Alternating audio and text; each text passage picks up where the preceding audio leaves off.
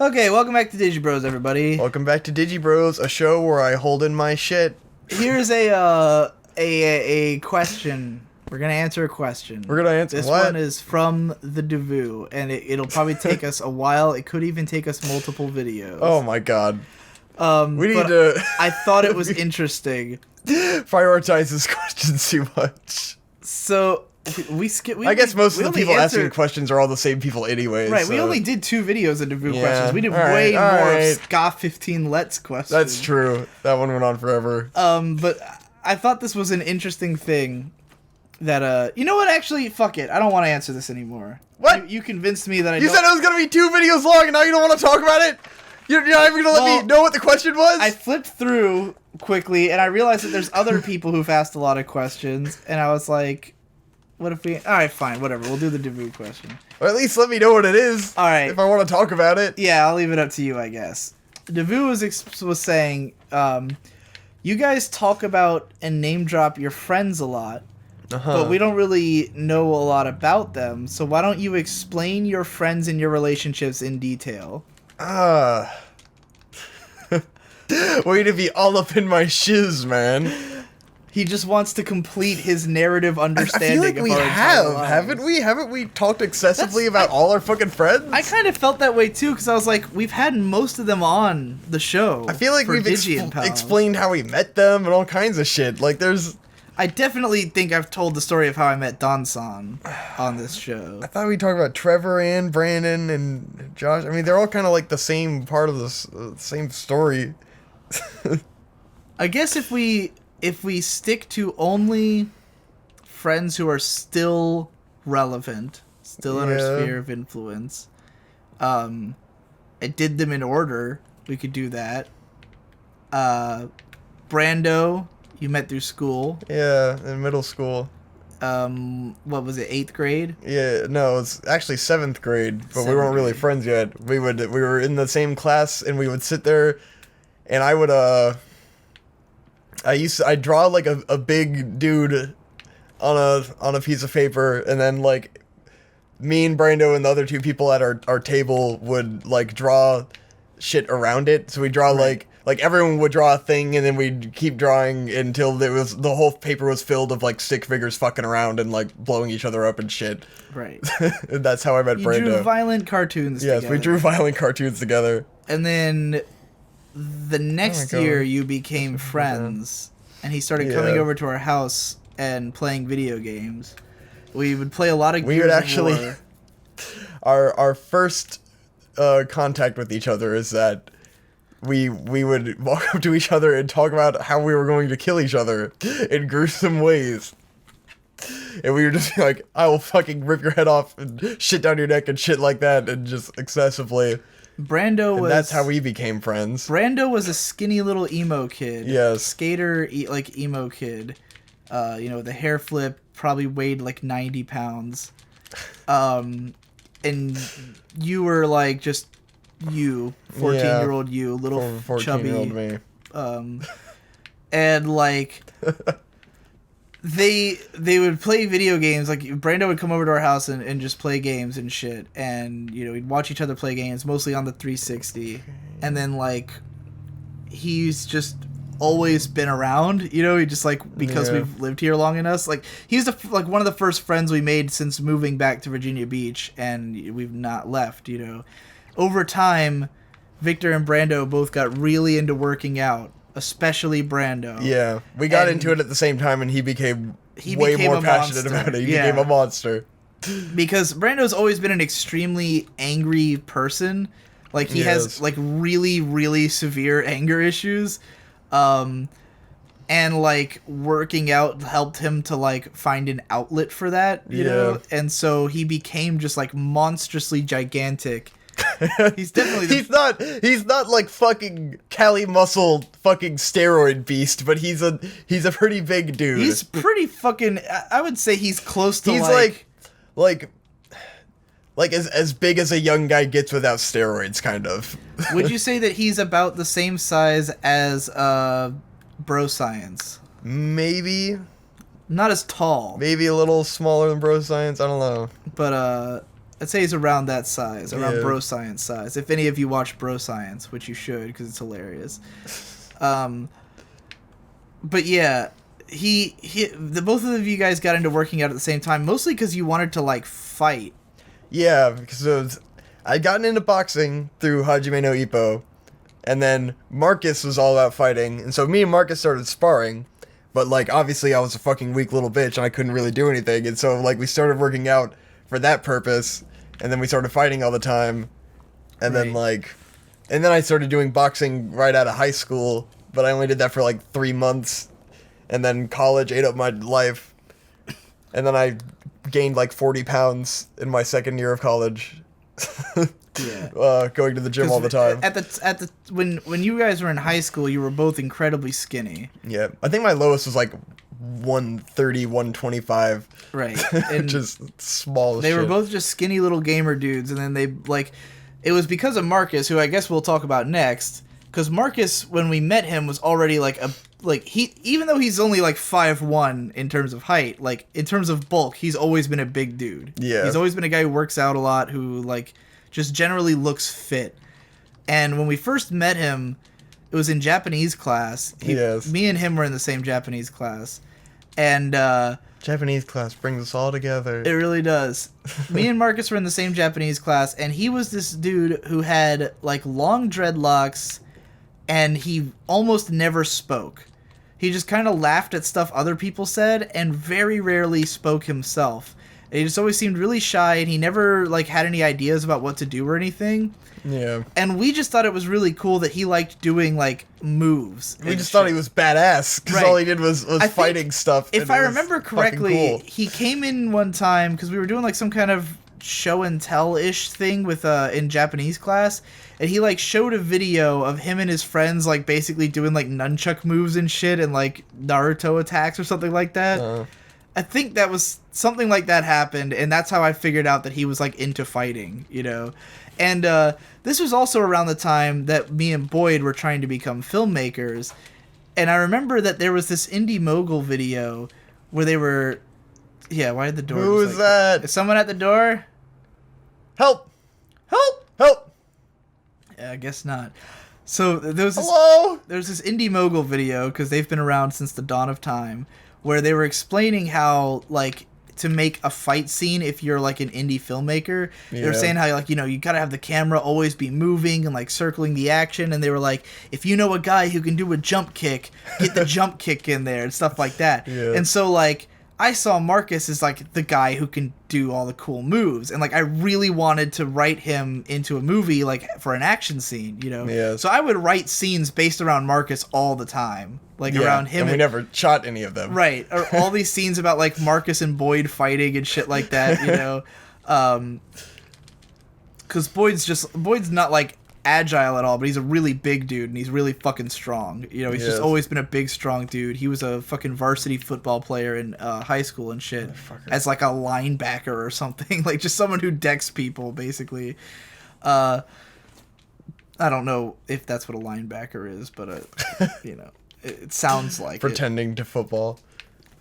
But yeah, so I would write scenes like that, and like Marcus would come over to our house, and we would literally just like give him a stick and tell him to do cool moves and shit, because we had like this big foresty backyard, and there was always like big sticks around. We'd all like fight each other with big sticks, but like Marcus is like way too strong, and he doesn't know how to control himself, so you'd usually get hurt, and then we'd stop, you know, like pretty much go until he hurt one of us, and then we'd be like, okay, time to go back inside, you know.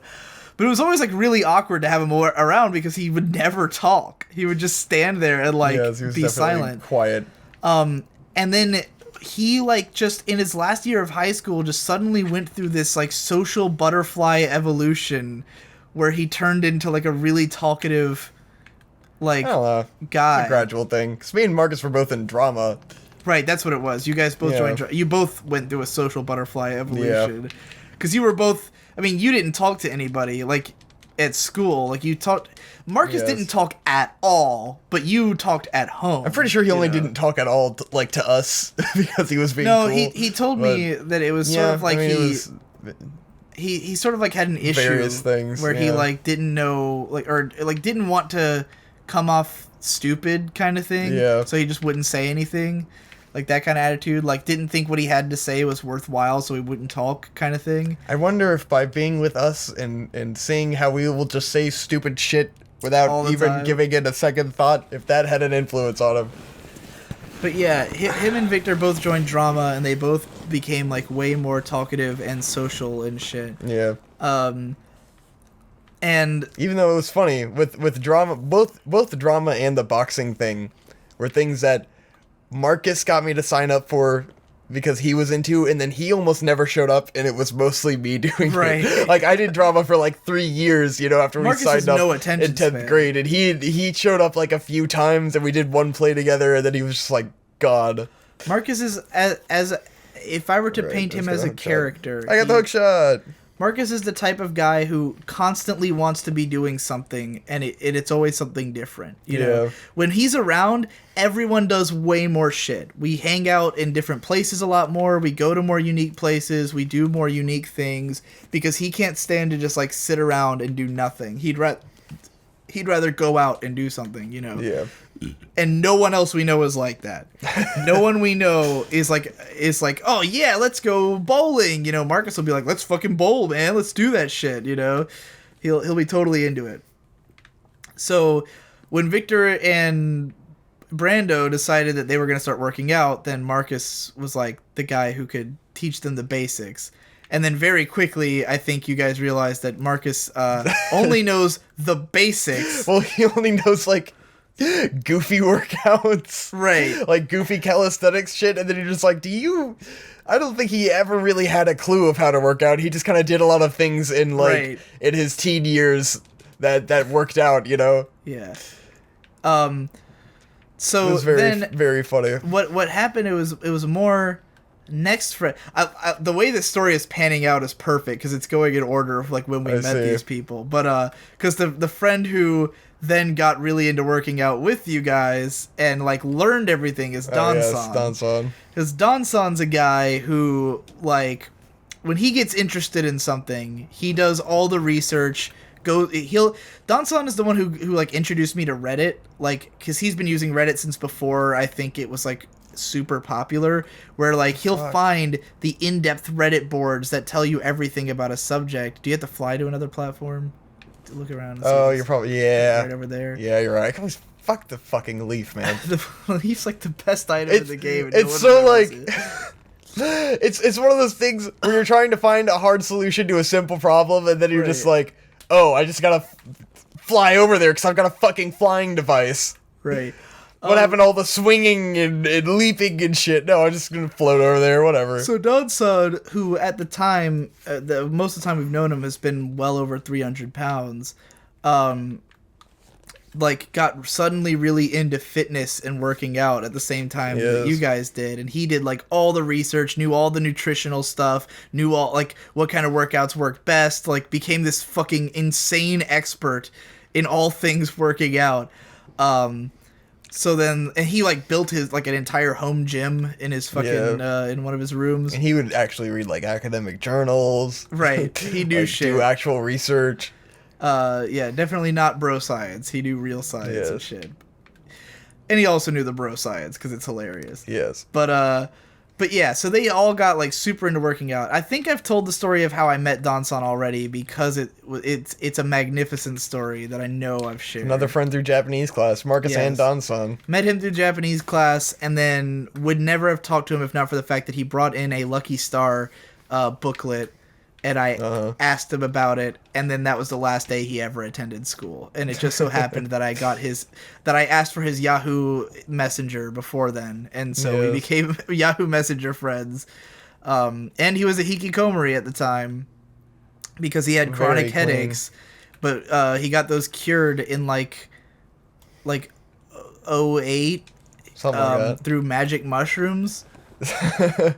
Yeah, it's a story for him to tell. Life story. Yeah. But yeah, I mean, he had to drop out of school because he had of the chronic cluster headaches. Yes, that's what they're called. cluster. That's the word I was looking for. Yes. It's where every single morning at like 6 a.m. he would have a debilitating migraine that would last for like hours. Who knows how long? you know? It's always random. Yeah. They're always of different. Do some research on it. It's really interesting, really fucked up shit. And like, at the time, there was no cure that was known. You know, like he was just being experimented on, and they gave him magic mushrooms, and that just happened to work for him. And they didn't know if it would last or if he would relapse or anything. And he'd had it for like 6 years. You know, it started when he was like in middle school. I forgot I couldn't fly with and this then guy in my hands. he hasn't had him since. So, you know, stroke of luck there. I guess. And then he became way more normal and stopped being hikikomori, started learning how to talk to people, became into fitness, you know, became way more confident. So fit. Because he was a totally unconfident, pessimistic guy, and now he's like the total opposite. Yes. Very confident, way more optimistic, way less of a pushover. What a chill bro. Yeah.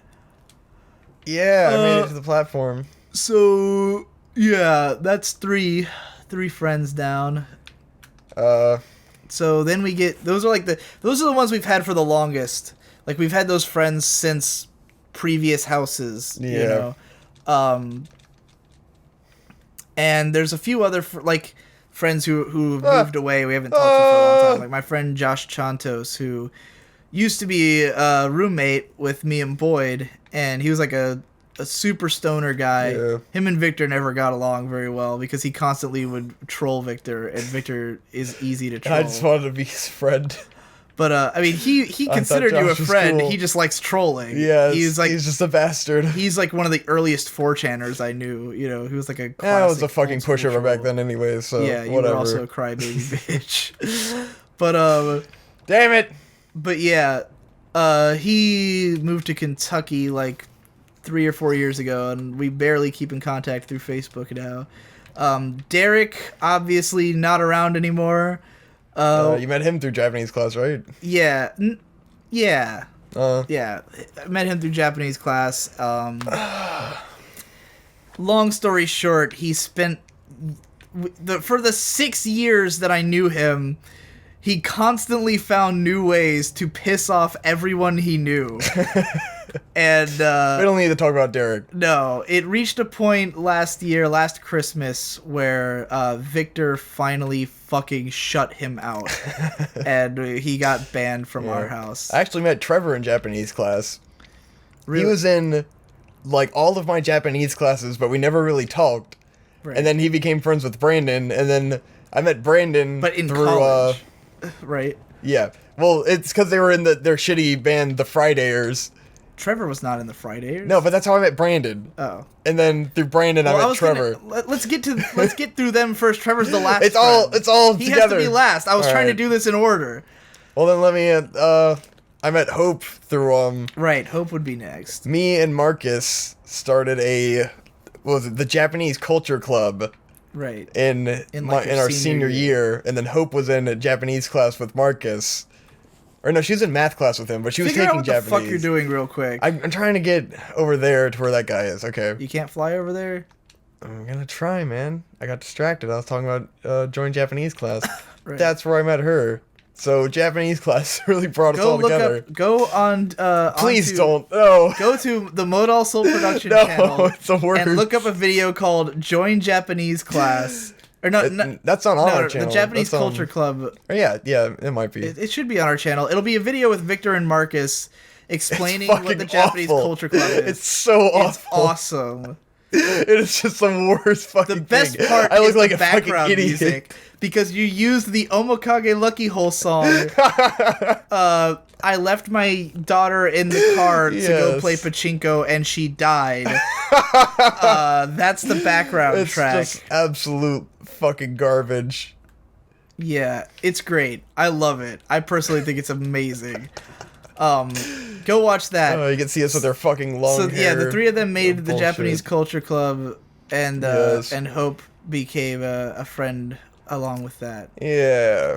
And then we met Brandon Tolentino because Marcus joined the band The Fridayers, which was Brandon and this dude Arn and Marcus. Yeah, and that dude Herbert. Oh yeah, and He's Herbert irrelevant. the drummer. I've never like really talked to him at all. Yeah.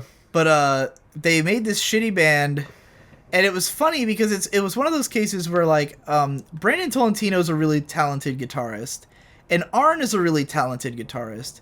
But they play completely different genres and are completely different personality types. Yeah. And have nothing in common besides the fact that both of them are part Filipino. And that's why they had talked throughout high school. And we eventually, after becoming friends with Tolentino, found out that he never liked Arn at all. Yeah. But Tolentino back then was also just kind of like, he was always just quiet, didn't really... He didn't give a fuck about anything. Yeah, deposit his opinion on anything. Didn't really care about anyone or anything. Was just high all the time and like hanging around.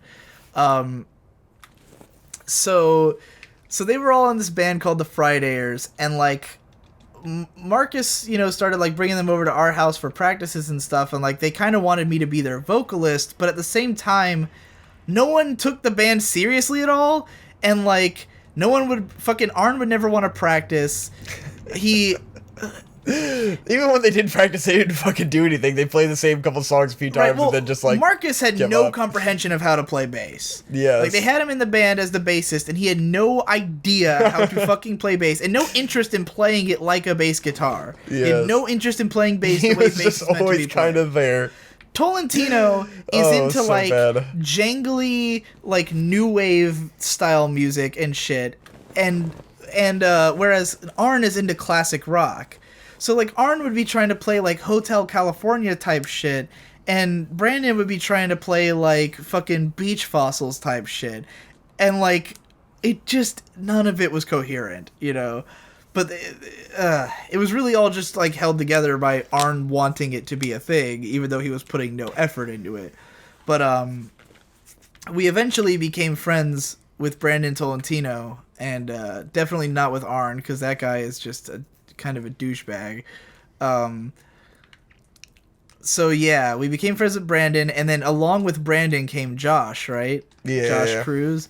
Because Josh and Brandon were college buddies who would just skip class together all the time. Basically. Well, Josh would also drive Brandon to school. Right. Or vice versa. They would drive each other to school and hang out and skip class and just be degenerate. And so because Victor went to the same school as them, so Victor started seeing them around all the time. So Victor started hanging out with them, which was always miserable and boring and stupid and just mind-numbing.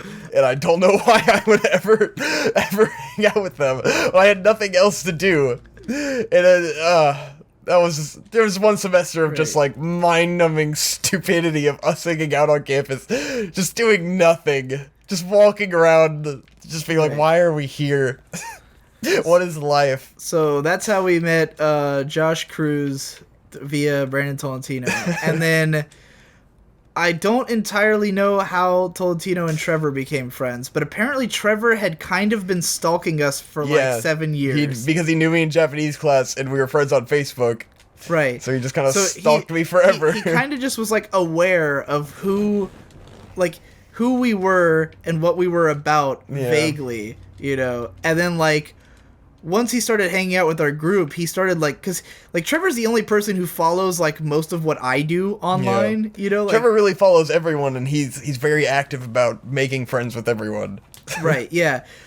Which is like, Trevor's a really interesting guy. Yeah. And I like him a lot. He likes to have friends. Even though he's, like... He's so depressed and so depressive that, like, you don't feel like he's capable of having fun, yet he always seems to be the most, like, wanting to do things and wanting to hang out and, like, be a part of the group and everything, and, like, it's very interesting. And I know he listens to these, so hi, Trevor. Love you, Trevor.